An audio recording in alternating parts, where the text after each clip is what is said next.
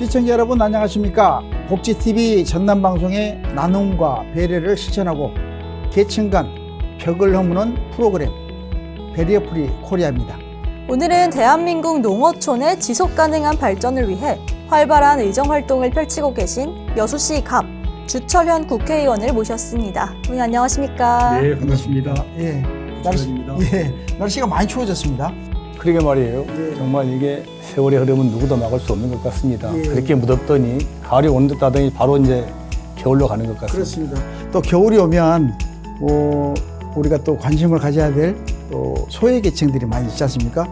요즘 또 연말도 다가오고 그러는데 우리 의원님 지역 군의 활동을 어떻게 하시는지.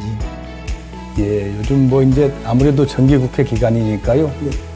국회가 열리는 날은 서울에 있고 나머지 기간 동안은 제가 지난 9월 달에 이제 도지사 출마 선언을 해서 전남 22개 전체를 다니면서 도민들 이야기 듣고 제가 또 드릴 말씀 드리고 또 아까 말씀드린 대로 어려운 위치에 있는 분들 이야기도 듣고 이분들을 위한 좋은 방안에 대해서 서로 이야기하고 노력하고 있다는 말씀을 드리고 싶습니다. 예. 먼저 특집 대담에 앞서서 지금 TV를 통해서 보고 계시는 시청자 여러분들과 지역 주민들에게 또 도민들에게 한 말씀 드립니다.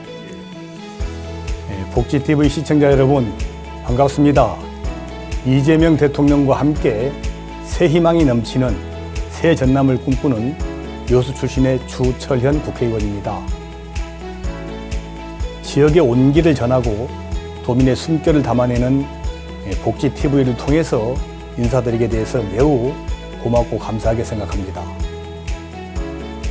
오늘 인터뷰를 통해서 복지TV가 꿈꾸는 세상처럼 가장 소중한 가치인 사람과 생명, 연대와 돌봄을 위해 더욱 힘을 내겠다고 다짐해 봅니다.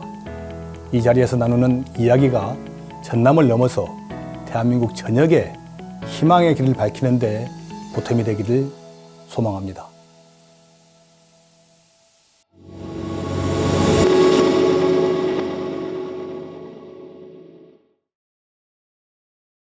네, 의원님은 21대에 이어 22대 국회에서도 농림축산식품해양수산위원회 위원으로 활동하며 농어촌의 지속가능한 발전을 위해 꾸준히 목소리를 내오고 계십니다.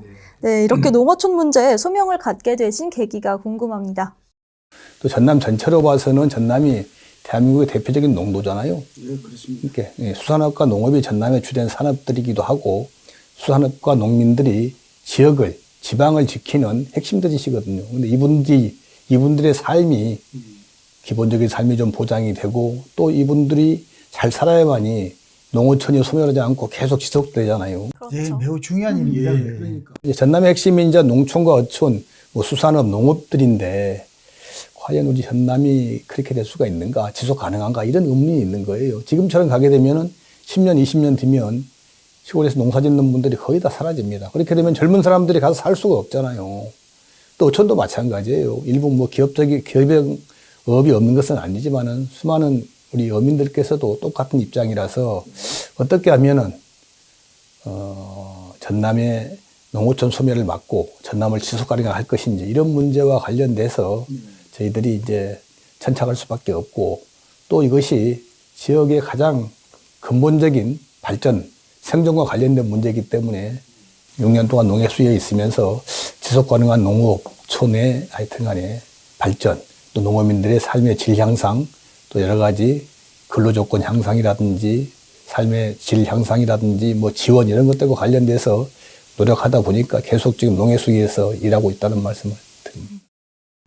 국회에서도 많이 또 이야기가 논의가 되고 했었는데 이번에 또 대표 발의를 해가지고 또 농업인 기본소득 법안에 대해서 발의를 하셨는데 이 법안이 어떤 취지를 가지고 어떤 목표를 향해서 달리고 있는지 말씀해 주십시오.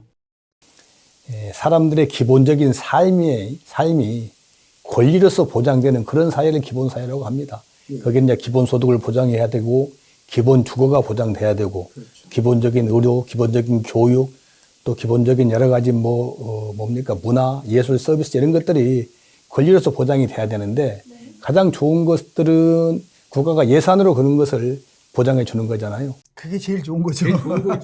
자, 그것이 이제 농어민 기본소득인데 그렇습니다. 전 국민을 다 하게 되면 너무나 예산이 많이 들어가니까 우리 뭡니까 평균 소득이 제일 낮고 또 삶이 어려운 또 소멸을 앞두고 있는 농어촌 먼저 네, 농어촌을 먼저 우선적으로 기본소득을 좀 보장해 보자 그래서 저희가 이재명 대통령의 공약에 따라서 내년부터 2년 동안 농어민 기본소득 시범 사업을 실시를 합니다.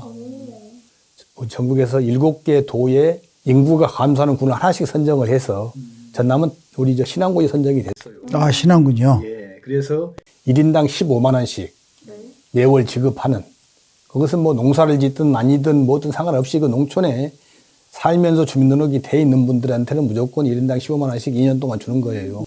전체 우리 농촌 사는 농민과 어민들을 상대로 해서 본격적인 기본사업을 시행해 보자 이런 차원에서 저희가 이제 농어민 기본소득법을 발의를 하게 된 거고요. 네, 그럼 이런 법안이 실제로 시행되기 위해서는 여러 논의와 절차가 뒤따라야 할 텐데요. 법안 통과를 위해 앞으로 남은 과제들이 있을까요? 내년하고 그 다음에 2년 동안 시행되는 기본소득 시범사업은 전국의 7개 군에서 15만 원밖에 지급 안 하는 건데 이제 법이 시행되게 되면 농어민 전체 농어민에게 1인당 30만 원씩 지급되는 거니까 엄청난 예산 부담이 필요로 하잖아요. 그렇죠. 예, 그래서 이제 기본소득 시범사업이 내년 그전 2년 동안 시행되기 때문에 충분히 여유를 가지고 국가 재정 부담이 이게 감내할 수 있는 것인지 어떤 것인지 하는 이제 시험도 해보고 효과도 분석하고 이제 그런 현실적인 재정 여건 또 충분한 재원 조달 방안도 생각해보고 그런 것들이 갖춰진 전제하에 또 아까 말씀드린 대로 야당과 충분한 서로 간의 소통을 통해서 야당의 동의를 받아서 시행하는 게 필요하다고 봅니다.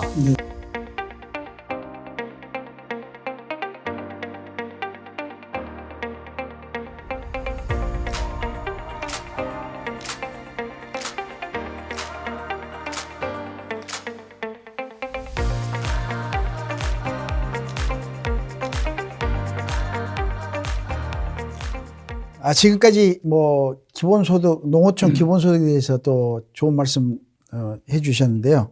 다음 화두로서는 또 여수 광양항 항로 중심 준설 필요성에 대해서 또 말씀 나누겠습니다.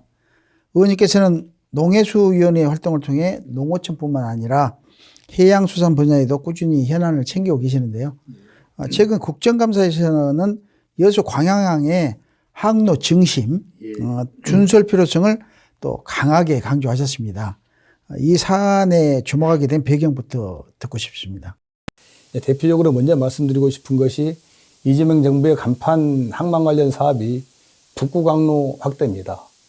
이제는 뭐 옛날에는 저쪽 유럽 쪽의 물류가 수에즈 운하를 통해서 쭉 인도양을 거쳐서 이렇게 오는 그 항로였는데 북구강로가 이제 온난화가 됨에 따라서 북구강로가 이 얼음이 녹잖아요.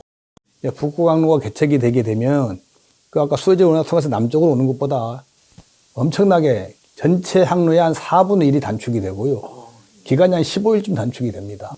해수부를 부산으로 옮겨서 활력을 줬겠다 그러는데 북구강로 부산하고 오니까 사람들이 그냥 부산만 가는 것으로 알고 있는데 처음에는 그렇게 진행이 됐어요. 근데 이제 제가 주장을 했으면 무슨 소리냐.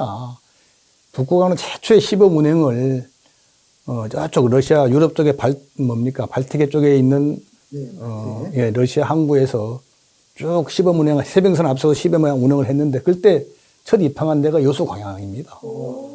여수 광양에 빠지면 안 된다고 주장해서 지금은 해수부 장관이 입만 열면 하여튼간에 포항에서 여수 광양항까지 북구강로의 수혜 지역으로서 항만별 또 하종별 특성에 따라서 전체를 좀 중흥시키겠다 이렇게 해서 지금 저희가 여수 광양항이 북구강로 개척에서 소외되지 않게 배려를 하고 있고요.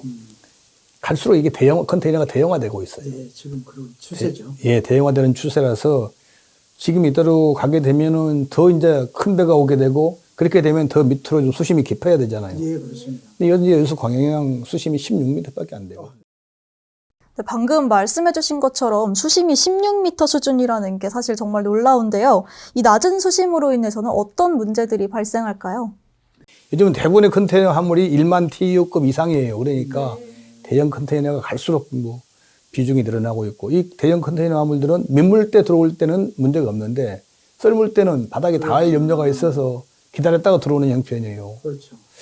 근데 갈수록 대형화 되면은 더 큰 배가 들어올 텐데, 그래서 저희가 수심을 좀 깊이 해야 된다고 이야기를 했고, 부산 신항은 이제 17m 현재 확보가 돼 있거든요, 수심이. 진해 신항 지금 제2부산 신항인데 거기는 23m를 좀 만들고 있어요. 그러니까 23m까지 안 가도 부산 신항하고 있는 17m까지 가야 되지 않냐. 그래야만이 썰물 때 뭐 대기하고 이러면서 시간 낭비하고 비용 낭비를 막을 수 있어서 대형 선박 대형화에 따른 항로 정심이 필요하다고 계속 주장하고 있고, 또 확장도 좀 필요하다고 이렇게 계속 주장을 하고 있고, 거기에 대해서 이제 우리 해수부 장관이 해수부 측에서도 상당히 긍정적인 반응을 보이고 있습니다. 그래서 잘 될 것으로 지금 예상을 합니다. 예. 네, 좋습니다. 자, 방금 진해 외에 또 다른 항도 뭐 수심에 대해서 이야기를 했는데, 또 여수에 보면 세계적으로 유명한 크루즈선이 또 입항을 하는 걸 봤습니다.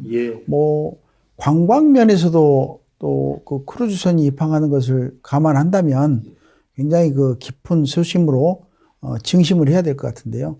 진해 신항은 이미 23m급 수심을 확보도 하셨다고 말씀하셨고, 이와 비교했을 때 여수 광양의 경쟁력 확보를 위해서 가장 시급히 보완해야 될 점은 무엇이라고 생각하십니까? 여수 광양항의 경쟁력 확보, 특히 아까 말씀 대형 선박의 대형화에 따른 항로 중심이 내일 필요한 게 제일 우선이고요. 또 한 가지는 이제 그 항로 중심과 관련돼서 제가 지난 이제 뭡니까 예산국회 때 전재수 장관한테 이야기를 했던 전 장관이 좀 늦게 하려고 했는데 내년에 용역을 통해서 빨리 좀 앞당겨서 가급적 빨리 항로 중심을 하겠다. 이렇게 약속을 하셨고요. 또 하나 이제 필요한 게 여수 광양항이 아까 말씀드린 대로 북구강로 개척과 관련돼서 소외되지 않으려면은 이게 AI 스마트 항만으로 만들어야 됩니다. 그러니까 이제 지금까지 하는 것은 이제 광양항이 자동화 항만으로서 그 화물을 싣고 내리고 하는 이와 관련된 자동화, 기계적 자동화만 지금 중심을 뒀었는데 그것만 가지고는 부족하고요. 이제는 그야말로 AI 시대 아니겠습니까? 네, 맞습니다. AI 시대이기 때문에 처음에 배가 입항할 때부터 어떤 순서로 들어와서 어떻게 화물을 하적을 하고 내리고 그다음에 이것을 보관하고 또 육상 운송할 것인지, 또 육상에서 새로 들어온 화물들이 여기다가 보관했다가 어떤 배에다가 어떻게 실을 건지 이것들을 전부 다 제가 데이터 베이스화해서 또 AI 도움을 받게 되면 자동으로 할 수가 있거든요. 그럼 훨씬 더 효율적으로 일할 수 있기 때문에 여수 광양을 AI를 활용한 스마트 자동화 항만으로 만드는 것이 우리 광양의 경쟁력을 높이는 것이고, 그렇게 되면 더 많은 이제 신속하고도 효율적으로 이게 선적과 하적, 운송이 이루어지기 때문에 그러면 더 많은 분들이 손쉽게 이용할 수 있고 경제성이 향상돼서 이용객이 늘어날 거다 이렇게 생각하고 있거든요. 그래서 저희로서는 현재로서는 광양의 자동화, 하여튼 항만 자동화만 문제가 되고 있는데 이것을 더 떠나서 AI 기능을 활용한 스마트 항만으로 만드는 것이 중요한 게 아니냐 이렇게 지금 자꾸 주장을 하고 있고, 거기에 대해서 해수부도 원론적으로 동의를 하고 있습니다. 네. 요즘 세계적인 추세 또 국내적인 추세에 AI가 접목되지 않으면 굉장히 효율성도 떨어지고 신뢰성도 떨어지는 이런 시대로 도래했습니다. 의원님께서 항로 증심뿐만 아니라 여수 광양의 AI 기반 스마트 항만 조성에 대해서도 지금 방금 말씀하셨는데요. 항만의 AI와 빅데이터 기술이 접목되면 또 어떤 변화가 있을까요? 저희가 이제 사실상 먼저 우리 광양항이 자동화 항만, 이게 아까 선적, 하적, 이류와 자동화 항만 테스트베드 사업을 시작했는데 늦게 시작한 부산 신항이 벌써 자동화 항만 개항을 했어요. 그래서 이제 그것도 좀 뒤지고 있고, 이제 그런 와중에 장선이 아까 말씀드린 대로 선적, 하적 이러한 자동화뿐만 아니고 AI 스마트 AI 기술을 활용한 빅데이터와 접목한 AI가 빅데이터 접목한 스마트 항만으로 이게 하루빨리 변모되지 않으면 세계적인 경쟁에서 뒤처지게 되는 거죠. 아무리 사람들이 열심히 일을 한다고는 하지만은 제가 이제 요즘 써보게 되면 그렇지 않습니까? 그렇죠. 인공지능이 워낙 발달을 해서 저희들이 그것을 좀 활용을 해서 업무를 더 세련되게 훨씬 더 효율적으로 진행하지 않게 되면 국제적인 경쟁에서 뒤지게 된다 이런 말씀을 드립니다. 그래서 이제 이런 것들이 현재로서는 자동화학만이 뭐 저희가 29년 개통 예정인데 그것만 해서는 안 되고 아까 국가에서 더 많은 예산을 투입을 해서 AI 빅데이터 기술을 접목을 해서 스마트 항만으로 그렇게 해주라 이렇게 이야기를 하고 있는데 광양은 아까 자동화 항만이 이미 이제 테스트베드 사업이 진행 중에 있고 또 뒤에 넓은 배후단지가 있거든요. 배후단지가 있어서 이런 것들을 잘 활용하게 되면 충분히 AI 데이터 기술을 접목한 스마트 항만으로서 제일 먼저 구축을 하고 근데 일종의 테스트베드 같은 걸 시험 삼아서 해보게 되면은 다른 우리가 부산항이라든지 다른 항만도 이렇게 광양을 참조해서 할 수 있기 때문에 적지다 이런 일이 생각하고 있고 해수부도 동의하고 있더라고요. 그래서 해수부도 용역을 통해서 하루빨리 진행하겠다 약속을 해서 제가 좀 더 속도를 내야 되고 힘을 좀 모아야겠다 이런 말씀을 좀 드리고 싶습니다. 예, 알겠습니다.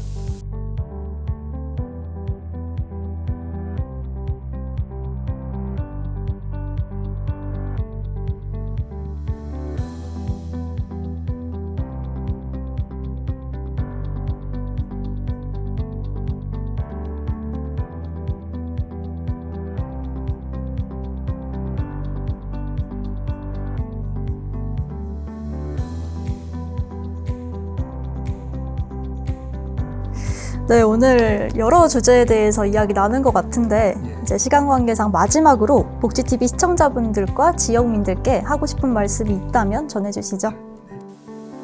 사랑하는 복지TV 시청자 여러분, 존경하는 전남도민 여러분, 민생 경제와 외교 안보 등 사회적 분야가 빠르게 회복되고 있습니다. 하지만 정작 우리 전남의 미래는 그렇게 낙관적이지 않은 게 솔직한 현실입니다. 전남은 급격한 인구 감소로 소멸 위기에 처해 있고 전남 경제의 중추였던 동북권의 석유화, 철강 산업도 심각한 위기를 겪고 있습니다. 이러한 위기를 제대로 극복하려면은 또 신재생 에너지 허브 전남을 만들려면은 이를 기반으로 AI 등 미래 산업을 선도하는 전남을 만들어 가려면은 우리 전남의 힘만으로는 해결하기 부족합니다. 반드시 중앙정부와 대통령과 긴밀히 소통하고 중앙정부 차원의 전폭적 지원을 끌어내야 합니다. 시청자 여러분의, 전남도민 여러분의 전폭적인 지지와 성원을 부탁드리고 든든한 복지TV처럼 우리 이웃의 삶을 따뜻하게 비추고 소외된 목소리를 놓치지 않도록 더 노력하겠다는 말씀을 드립니다. 여러분 일상 속에 희망이 되고 오늘보다 더 나은 내일로 보답하겠습니다. 항시 건강하시고 행복이 가득하신 따뜻한 연말 보내시기 바랍니다. 감사합니다. 지금까지 국민의 목소리에 귀 기울이며 미래 산업을 선도하는 전남을 만들기 위해 힘쓰고 계신 여수시 갑지역구 주철현 국회의원과 함께 이야기 나눠봤습니다. 오늘 자리에서 고맙습니다. 감사합니다.